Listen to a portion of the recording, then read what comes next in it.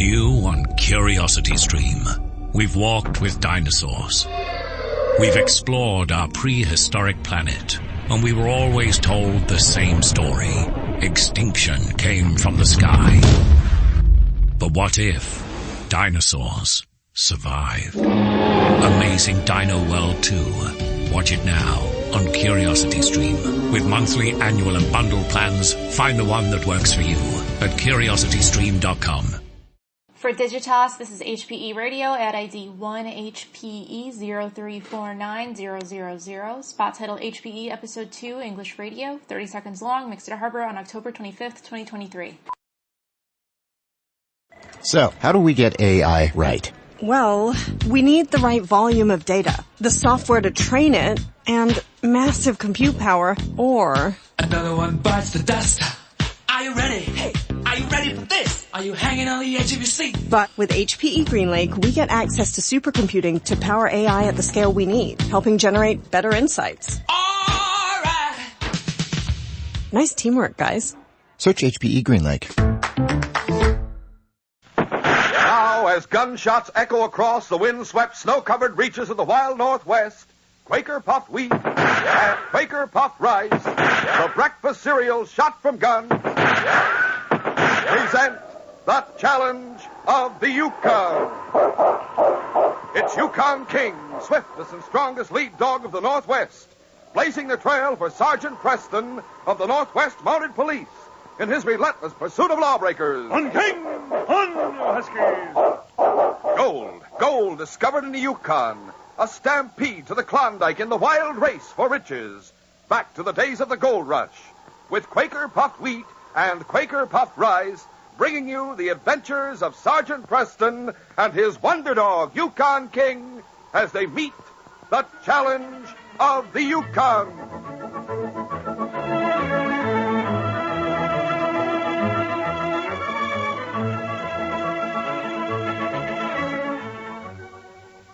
Did you fellas and girls eat a hearty breakfast this morning? Did it include a heaping bowlful of delicious Quaker Puffed Wheat or Quaker Puffed Rice with milk or cream and fruit? Remember, wheat and rice shot from guns furnishes extra food values of restored natural grain amounts of vitamin B1, niacin, and iron. And they're swell tasting, nut-like in flavor, crisp and tender. For a hearty breakfast dish you like to eat, get Quaker Puffed Rice and Quaker Puffed Wheat.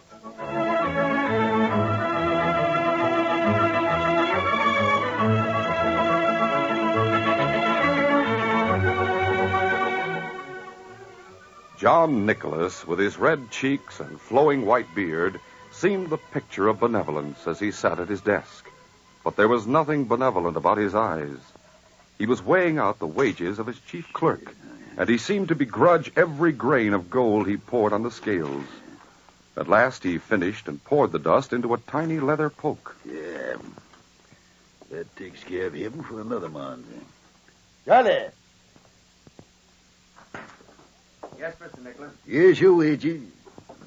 Mr. Nicholas, this dust doesn't belong to me. What's that? No, sir. I owe you this and $50 more, sir. What are you talking about? Well, if you remember, sir, I had a letter from my wife 2 weeks ago. My little girl was ill, and she asked me to send her $200.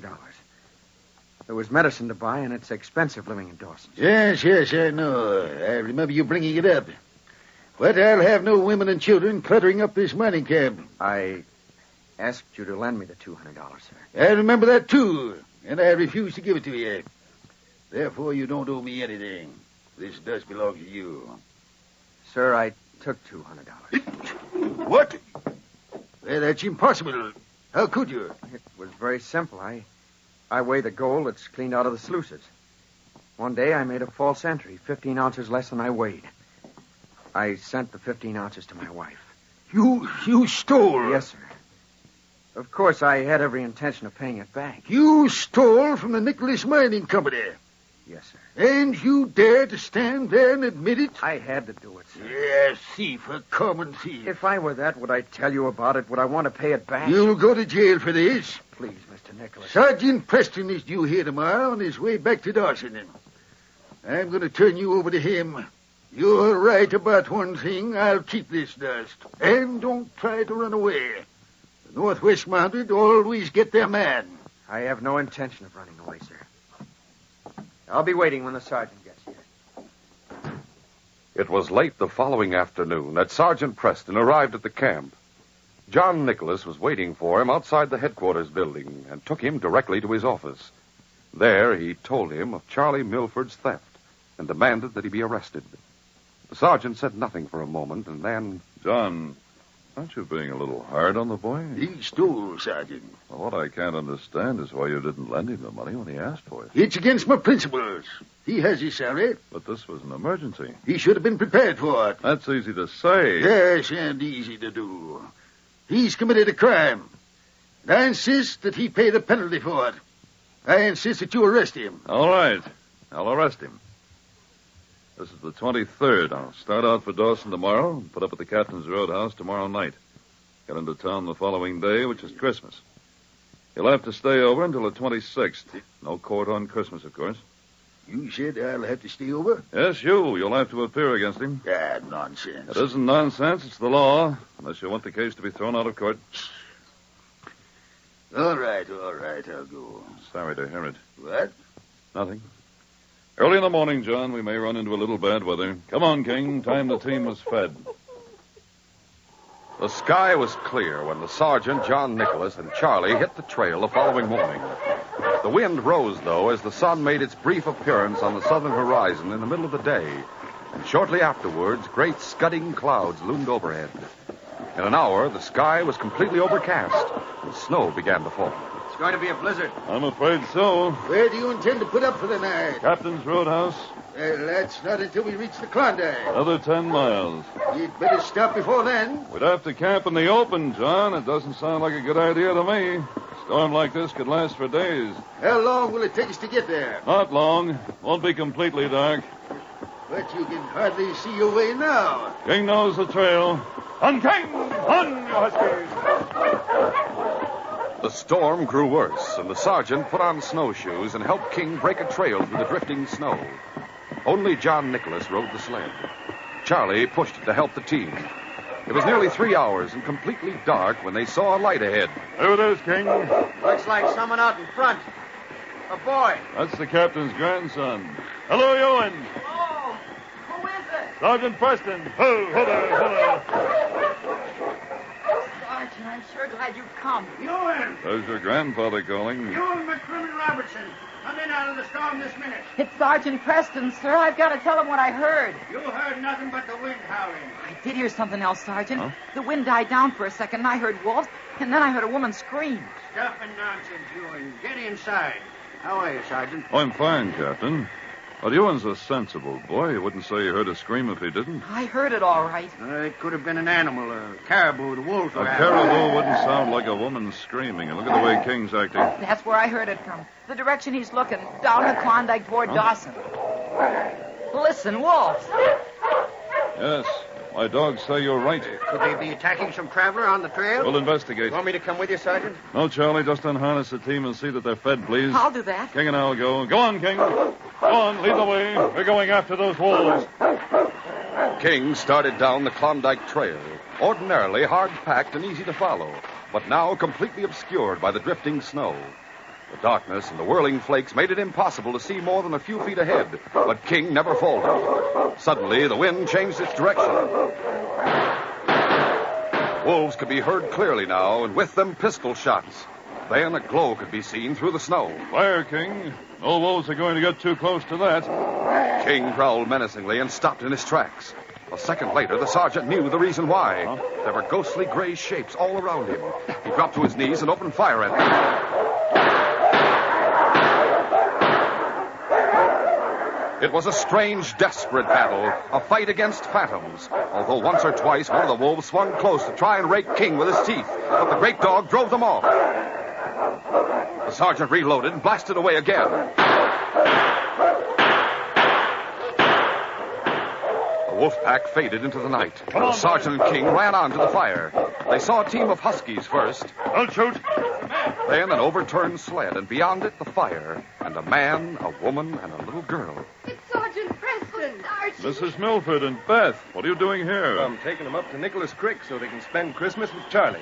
Are the wolves gone, Sergeant? Yes, Beth, they're all gone. I wouldn't have been afraid at all if I'd known you and King were around. Did the wolves attack you as you were driving along the trail, Ronnie? No, I didn't know how far we were from Captain's roadhouse, so I decided to make camp for a little. Get warm, have something to eat. I was just lighting the fire when they came. I turned over the sled to make a barrier, and I shot from behind it. Miss Milford built up a fire. And then when it got real bright, they lit out. Yes, they lit out after me and King. Oh, dear. No harm done. You don't have to go all the way to Nicholas Creek to see your husband, Mrs. Milford. What? He's at the captain's. Oh, really? How far is that? About a quarter of a mile. Well, that's wonderful news, Sergeant, but I don't understand. He and John Nicholas are traveling with me. We're on our way to Dawson. Did you hear, Beth? You're going to see your daddy tonight. And we'll be together tomorrow, Mummy? All day? You certainly will, Beth. I think we'll be snowed in by morning. Oh, I don't care. As long as I'm with my daddy on Christmas. Yes, Christmas. Oh, dear. What's the matter, Mrs. Milford? Oh, something that was broken when the sled overturned. I'll tell you about it later. Well, let's get moving, Barney. I'll give you a hand with the sled. All right, Sergeant. It's over here. The sled was righted, and the team straightened out. The sergeant and King broke the trail, and the little party pushed on to the roadhouse. The captain, Ewan, and Charlie Milford were out in front to meet them. Who are they, Sergeant? Charlie's wife and little girl and Barney Walsh. What? Charlie, don't say anything but that you're on your way to Dawson on business. Mr. Nichols. I'll talk to him. Charlie! Oh, darling. And darling. And Beth. Hiya, Daddy. Hi, honey. The sergeant entered the roadhouse. He found John Nicholas sitting close to the fire in the large front room. John, I want to ask a favor. Favor for me? Yes, and it won't cost you a cent. Now, Charlie Milford's wife and his little girl will be coming through that door in just a minute. I don't want you to say a word as to why you and Charlie are going to Dawson. Why not? What are Charlie's wife and child doing here anyway? They were on their way to Nicholas Creek to see Charlie. Now, I want your promise. Tomorrow's Christmas, and I don't want the day spoiled for them. Christmas. Sentimental nonsense. Call it what you want, but give me your promise. Ah, very well. For one day, they'll find out soon enough that Charlie's a thief. We'll continue our adventure in just a moment.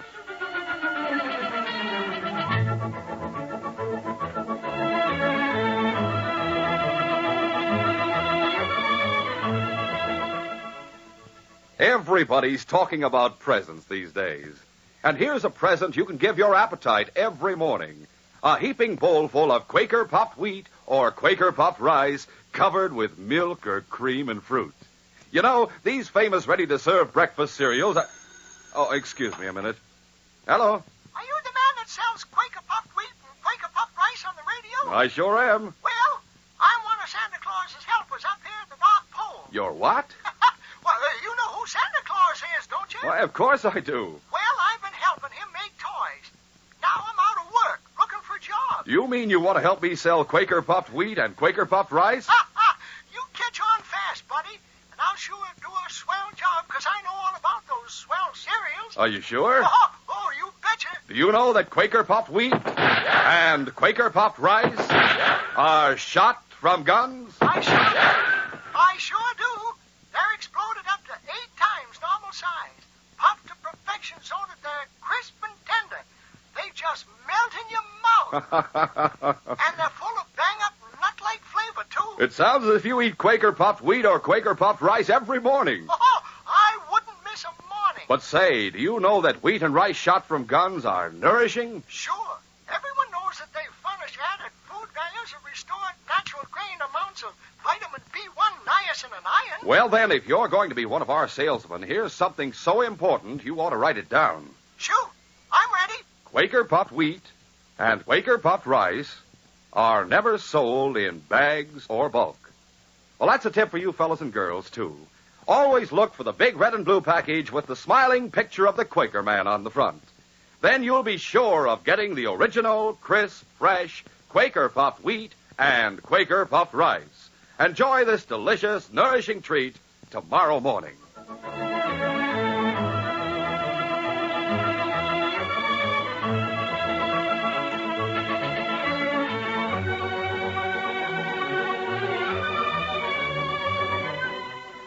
Now to continue. A second after the sergeant had made John Nicholas promise to remain silent about the reason for Charlie and him being on the trail for Dawson, the others came trooping into the roadhouse. Oh, my goodness, it's nice and warm in here. Come over by the fire where you can really thaw out. I had no idea your roadhouse was so large, Captain. The largest on the Klondike, 6 rooms. And you're going to have a bedroom all to yourself, Beth. Am I? Just off the kitchen. Oh. It's the warmest room in the house. How do you do, Mr. Nicholas? How do you do? I can't get over how lucky we were meeting you and Charlie here. Beth, dear, this is Mr. Nicholas. How do you do, sir? How do you do? You take after your mother. Yes, sir. I hope. What happened to you out on the trail? Wolves were after us, but the sergeant and King chased him away. It's a wonder you weren't all killed. We were all very lucky. Now, you all sit down and make yourselves comfortable. I'll have supper on the table in 2 shakes. Oh, I want to help, Captain. Me too. Supper that night was a gala affair for everyone but John Nicholas. He ate in silence and resisted every attempt the others made to draw him into conversation. After the meal, he retired to his corner by the fire and began to read a month-old copy of the Klondike Nugget, not even looking up when Beth and Ewan made a great ceremony of hanging up their stockings over the fireplace. Afterwards, Mrs. Milford put the little girl to bed. After she's asleep, we'll put the tree up, Sergeant. Oh, you're going to have a tree? Oh, we always do. But this is the first year I've got to help trim it. Fine, Ewan. Hadn't I better get the popcorn and stuff out now, Captain? We can wait a few minutes. Yeah, tree. What's wrong with a Christmas tree, John? And candles on it, I suppose. You set the place afire. How would you like that, Captain? How would you like to spend the night out in this howling blizzard? Huh? You can sleep easy, John. We won't light the candles until tomorrow morning. Mr. Nicholas, may I bother you for a moment? Bother me? What for? Well, Beth wants to say goodnight to you. To me? Yes. You see, it's your name, Nicholas. I'm afraid she thinks there's some connection between you and St. Nicholas. Yeah, ridiculous. I know, but I've had to explain that perhaps Santa Claus won't be able to bring her any presents because of the storm. Stuff and nonsense. You see, the captain and Ewan will fill her stocking with nuts and candy, and I've got a new dress and a hair ribbon for her, but no toys. I had a doll, and it was smashed to pieces when the sled overturned. Madam, I see no reason why I should become involved in your domestic difficulties. Oh, I'm sorry. I think she only wants to explain to you that she understands, that she'll have to wait for a present. You see, she's so little, and she's so disappointed. She likes you very much. Likes me? I'm sorry. I'll tell her that Wait a minute. Don't jump at conclusions. I'll say goodnight, if that's all she wants. John Nicholas walked out of the room and through the kitchen. He stopped for a moment before the door of the room where the little girl had been put to bed. Then he went in. Young lady, I want you to know that I am not St. Nicholas. No, sir. Good night. Please, sir. You'll get your doll or whatever it is you want later. Good night, and go to sleep. Please, sir. I don't want anything for myself. It's just that we'd like to be with Daddy all the time. Couldn't I have that for a present instead of a doll? What? Did your mother put you up to this? Oh, no, sir. She says that Daddy has to work at the mine, and we have to stay in Dawson. But couldn't you manage it somehow? Your father may be in Dawson all the time before long. He will? Oh, thank you, Mr. Nicholas. No, don't thank me. Thank him. Can I kiss you goodnight? No. Please. Oh, very well. Good night, Mr. Nicholas. Good night. Christmas. Sentimental rubbish. Mrs. Milford, I think your daughter is ready to go to sleep now. Oh, thank you, Mr. Nicholas. Ewan. Yes, sir? Don't you have any old toys you could give a little girl? No, sir. There's some candy and nuts and raisins for her stocking. Nothing in the way of gym cracks that will amuse her? I've got some old skis and some skates. But they're too big for her. I can't believe my ears. Sergeant, is that John Nicholas worrying about a kid's Christmas? I'm only worried about my peace of mind. A fine thing to be shut up with a squalling infant for a whole day. Beth won't cry, Mr. Nicholas. Well, it seems to me that you and your wife could manage things a little better. Wait a minute. I have an idea. It's about time someone did. Captain, Pierre Renault. Say, wouldn't that be great? It's impossible. Don't argue with the sergeant, Captain. If he has an idea, let him work it out his own way. Well, what is it, Sergeant? Who's this Pierre Renault? He's a trapper, and he lives 5 miles away, up on the ridge.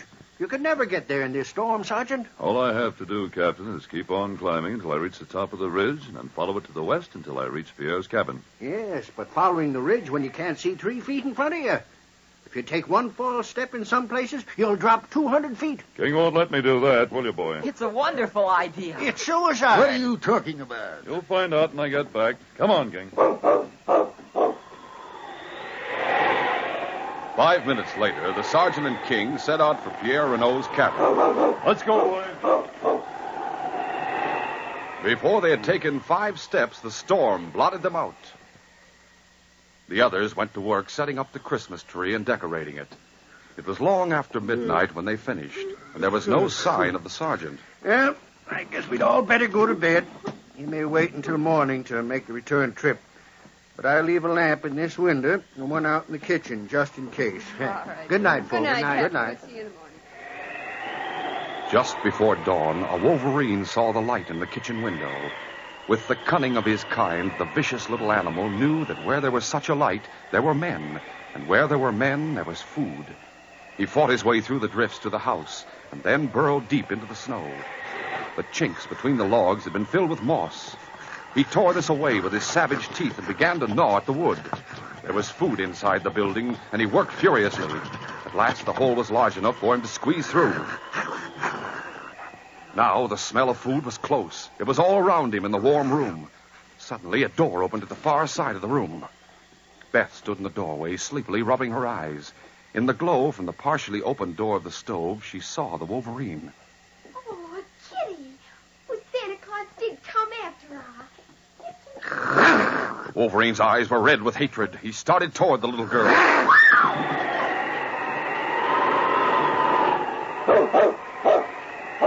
The sergeant and King were able to see the lights from the roadhouse when King broke into a run. The sergeant found it hard to keep up with him. Easy, boy, easy. No need to run now. What's the matter with you? The great dog threw himself against the door of the roadhouse. All right, King, I'll open the door just as soon as I get out of these snowshoes. There. As soon as the door was open, King ran in and straight on to the kitchen door. You'll wake everybody up, King. Quiet. I'll let you out there as soon as I put our young friend down in front of the tree. Just as the sergeant reached the kitchen door, Beth screamed. The sergeant threw open the door, and King leaped across the kitchen.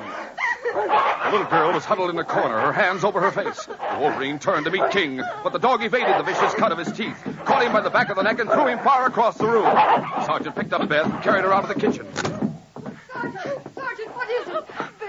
Mommy. Take her, Mrs. Milford. She's all right. What happened? A wolverine. King's taking care of him. Oh, baby, don't cry. As the sergeant re-entered the kitchen, the wolverine charged King. At the last second, the dog leaped aside. The murderous jaws slashed the air. Once more, King risked his throat to grab the wolverine by the back of the neck. Once more, he tossed him in the air, and this time he hit the stove as he landed. King closed in, and a moment later, the savage little beast lay still. Good work, boy. You saved the little girl's life. When the sergeant and King returned to the living room, Beth was still crying quietly in her mother's arms, while all the men stood around her. The Wolverine, Sergeant. King get him? Yes, all over. Those little devils can get in anywhere. I thought it was a kitty that Santa Claus had brought me. Well, dear, you come over here by the tree and let me show you what Santa Claus did bring you. Come on, take my hand. Honest? He brought me something? Is it a dolly? We'll see if you don't think it's better than a dolly. Where? Underneath the tree there. I'll just turn that blanket back. Mommy! It's a puppy. Yes, Is he really mine? He's really yours. Mommy, look at him. All soft and white, just like a ball of cotton. Oh, puppy, I love you. I love you. And he loves me too, Mommy. Look, he's licking my hand. See how pink his little tongue is? Oh, he's beautiful, darling. He's a genuine Siberian. Mommy, he's singing. Perhaps he's singing a Christmas carol, dear. Why don't you sing with him? I will. Come on, Ewan. The first Noel, the angels did say, was to certain poor shepherds in fields where they Sergeant, come over here a minute, will you?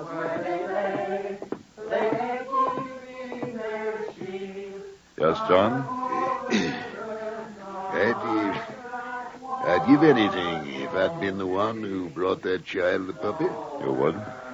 Well, within reason. John, you can make her a much better present than a puppy. Yes. Yes, I suppose I can. And I'll do it. Excuse me.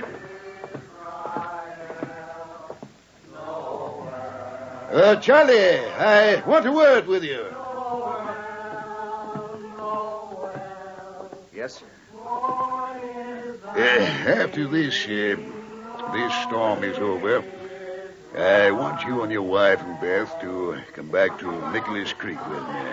Sir, you mean that you're giving me another chance? Well, you still owe me a little money. There's no reason why you shouldn't work it out. Oh, I'll be glad to, sir. And Anne and Beth? Yes. Good idea to have them around. You can concentrate better and make yourself more valuable to me. Sir, all I can say is thank you, but I promise, sir, I am grateful. Yes. Well, what do you say we join in the singing? Fine.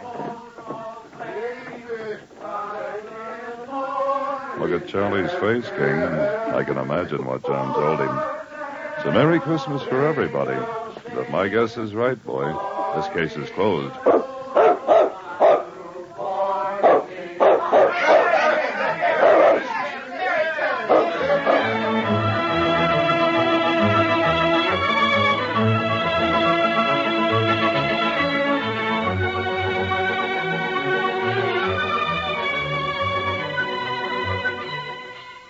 In just a moment, Sergeant Preston will give you a preview of Monday's adventure.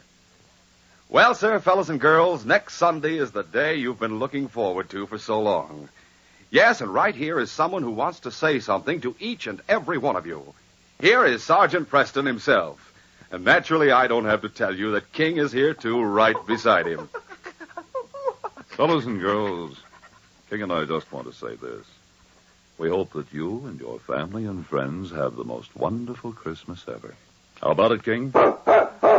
That's King's way of saying for the both of us, Merry Christmas. And Sergeant Preston, that goes for me and for all of us here, and for the Quaker Oats Company, makers of Quaker puffed wheat and Quaker puffed rice. Yes, from all of us, a Merry Christmas to one and all.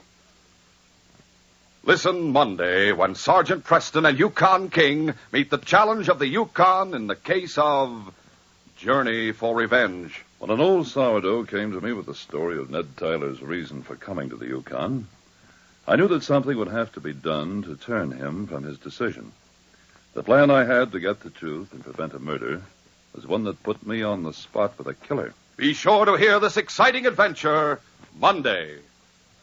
These radio dramas, a feature of the Challenge of the Yukon Incorporated, are created and produced by George W. Trendle, directed by Fred Flowerday, and edited by Fran Stryker. The part of Sergeant Preston is played by Paul Sutton. They are brought to you every Monday, Wednesday, and Friday at the same time by Quaker Puffed Wheat and Quaker Puffed Rice. The breakfast cereal shot from guns.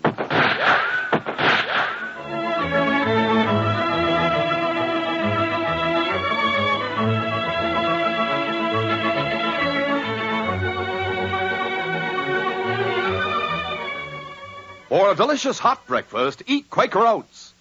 The giant of the cereals is Quaker Oats. Delicious, nutritious, makes you feel ambitious. The giant of the cereals is Quaker Oats.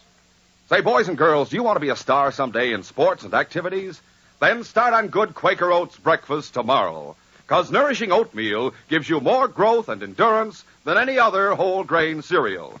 Remember, Quaker and Mother's Oats are the same.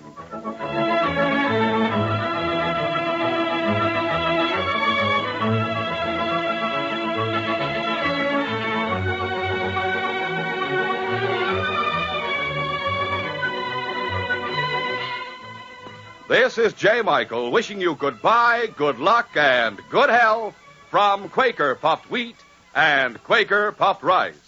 So long. This is ABC, the American Broadcasting Company.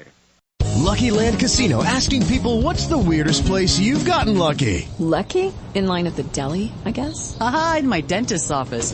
More than once, actually. Do I have to say? Yes, you do. In the car before my kids' PTA meeting. Really? Yes. Excuse me, what's the weirdest place you've gotten lucky? I never win and tell. Well, there you have it. You can get lucky anywhere, playing at LuckyLandSlots.com. Play for free right now. Are you feeling lucky? No purchase necessary. Void where prohibited by law. 18+. Terms and conditions apply. See website for details. With Lucky Land Slots, you can get lucky just about anywhere. Dearly beloved, we are gathered here today to... Has anyone seen the bride and groom? Sorry, we're here. We were getting lucky in the limo and we lost track of time. No, Lucky Land Casino, with cash prizes that add up quicker than a guest registry. In that case, I pronounce you lucky. Play for free at LuckyLandSlots.com. Daily bonuses are waiting. No purchase necessary. Void where prohibited by law. 18+. Terms and conditions apply. See website for details.